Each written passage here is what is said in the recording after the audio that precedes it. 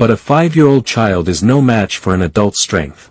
After what seemed like an eternity but was likely only minutes, Justin's body went still. The amitriptyline I figured would help them sleep, so they wouldn't wake up and feel nothing. And the potassium chloride was supposed to stop their heart. You know, no pain, no nothing, just... I don't think he knew. I think that the amitriptyline, he just kind of, you know, whined, Mama, Mama. After I laid Justin down in the bed, in my bed, I used a pillow and suffocated. Christina lifted the pillow.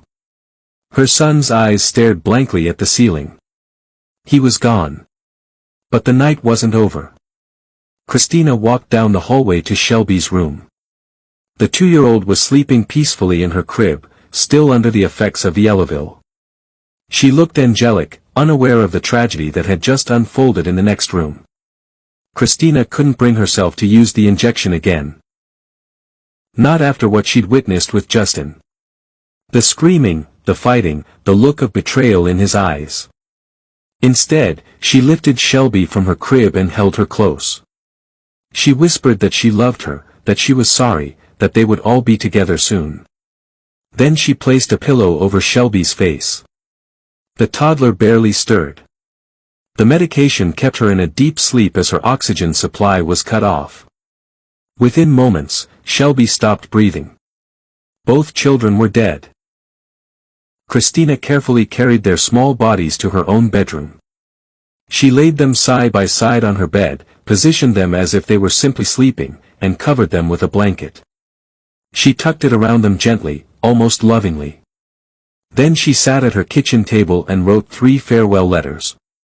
The first was to her mother, Carol.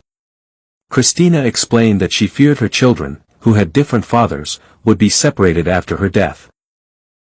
She wrote that she didn't want them growing up knowing their mother had taken her own life. The second letter was to her sister, and the third to her ex-husband, John Riggs. When the letters were finished, Christina prepared for her own death. She swallowed 28 tablets of Elavil, far beyond a lethal dose.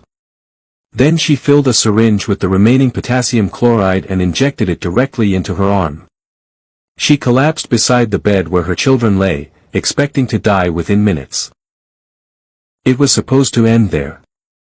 All 3 of them together, peaceful, gone. But Christina Riggs didn't die. November 5, 1997.